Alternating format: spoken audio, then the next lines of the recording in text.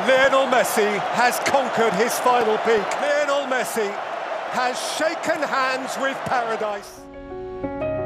কাতার বিশ্বকাপের ফাইনালে লুসাইলের প্রেস বক্সে জনপ্রিয় ধারাভাষ্যকার পিটার ডুরির সেই উক্তিটি এখনও কাটা দেয় কোটি কোটি আর্জেন্টাইন সমর্থকদের গায়ে। সে রাতে ডুরি কথাটি একটু বাড়িয়ে বলেননি। মেসি সেদিন হয়তো সত্যিই স্বর্গের দুয়ারে হাতটি রেখেছিলেন। সেই আর্জেন্টাইন ফুটবল জাদুকর লিওনেল মেসির ৩৭তম জন্মদিন আজ।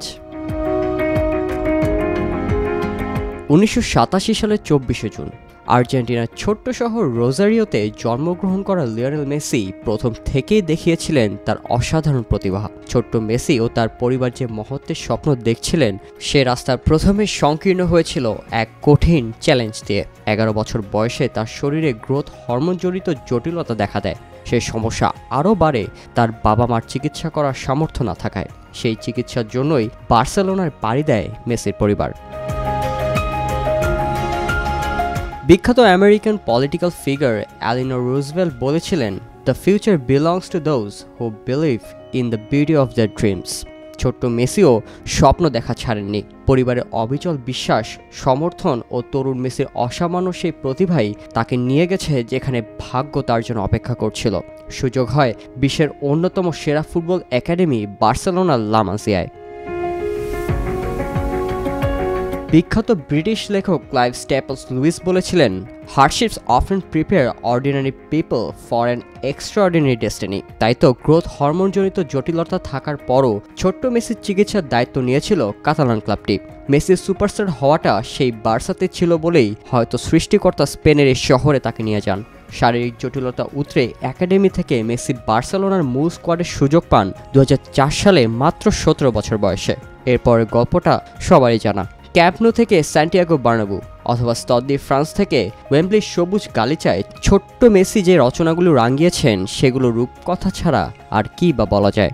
গত ২ দশকে নিজের জাদুতে বিশ্বকে মোহিত করে রেখেছেন লিও। অল্প বয়স থেকে বার্সেলোনা ও আর্জেন্টিনার জার্সিতে যেভাবে এগিয়ে যাচ্ছিল তাতে মনে হচ্ছিল ক্যারিয়ার শেষে ফুটবলের ইনএভিটেবল বা গ্রেটেস্ট অফ অল টাইমের পথে হাঁটছেন মেসি। সময়টা তখন ২০১১। ক্লাব জার্সিতে ইতোমধ্যে জিতেছেন ৩টি চ্যাম্পিয়ন্স লিগ সহ সব ট্রফি। জাতীয় দলের জার্সিতে ২০০৫ সালে ফিফা অনূর্ধ্ব-২০ বিশ্বকাপের ফাইনালে তার গোলে শিরোপা জেতে আর্জেন্টিনার বয়সভিত্তিক দলটি। ২০০৬ সালে প্রথম বিশ্বকাপ খেলতে নেমেই পেয়েছিলেন গোলের দেখা। ২০০৮ সালে আর্জেন্টিনাকে অলিম্পিকে স্বর্ণ এনে দিতে নেতৃত্ব দিয়েছিলেন সামনে থেকে। ক্যারিয়ারের শুরুতেই লিওনেল মেসির এমন দাপটে মুগ্ধ গোটা ফুটবল বিশ্ব। কিন্তু সেখানেই যে থমকে যাবে জাতীয় দলের জার্সিতে তার অর্জন, তা কে ভেবেছিল? যে সময় ক্লাব পর্যায়ে জিতেছেন 4টি ব্যালন ডি'র, সে সময় জাতীয় দলের হয়ে 2014 বিশ্বকাপ ফাইনাল এবং 2015 ও 16 কোপা আমেরিকা ফাইনাল হেরে ভেঙে পড়েন এলএম10। সিদ্ধান্ত নেন জাতীয় দল থেকে অবসরে যাওয়ার।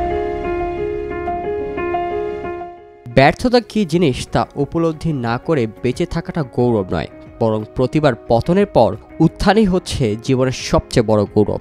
কথাটি বলেছিলেন নেলসন ম্যান্ডেলা। উক্তিটি হয়তো লিওনেল মেসিও বিশ্বাস করতেন। অবসর ভেঙে ফিরে এলেন আকাশী নীল জার্সিতে। 2018 বিশ্বকাপ কোয়ালিফায়ারে খাদের কিনারা থেকে টেনে তোলেন তার দলকে।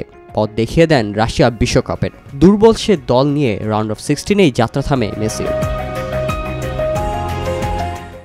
এরপরে সময়টা যেন পুরো তারই, যেন বিধাতা এক সিনেমার স্ক্রিপ্ট লিখে রেখেছিলেন তার জীবনে। জিতলেন 2021 কোপা আমেরিকা ও ফিনালিসিমা। এরপরই আসে বহুল প্রত্যাশিত স্বপ্নের বিশ্বকাপ ট্রফি ছোঁয়ার যাত্রা।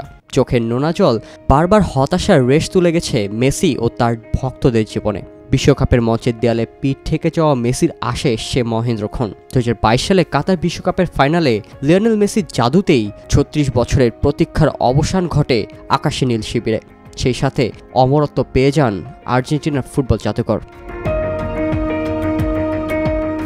মেসি নিজের শেষ বিশ্বকাপটাকে বেছে নিয়েছিলেন সবাইকে ছাড়িয়ে যেতে। বিশ্বকাপ ইতিহাসে সবচেয়ে বেশি ম্যাচ, আর্জেন্টিনার হয়ে সবচেয়ে বেশি গোল, ভিন্ন 5 বিশ্বকাপে সবচেয়ে বেশি অ্যাসিস্ট, বিশ্বকাপে অধিনায়ক হিসেবে সর্বোচ্চ ম্যাচ, সবচেয়ে বেশি মিনিট খেলা, সবচেয়ে বেশি গোল অবদানে মেসি একাই নিজের করে নেন সব রেকর্ড। ক্যারিয়ারে কত কি অর্জন, এমন কোনো ট্রফি নেই যেটি না ছোঁয়ার আক্ষেপ আছে তার। গোল করেছেন 8 শতাধিক, রোজারিওর সেই গ্রোথ হরমোনজনিত জটিলতায় ভোগা ছোট্ট বালকটি ৩৬ বসন্ত পাড়ি দিয়ে এবার পা দিলেন ৩৭-এ। শুভ জন্মদিন Messi, your story is our inspiration.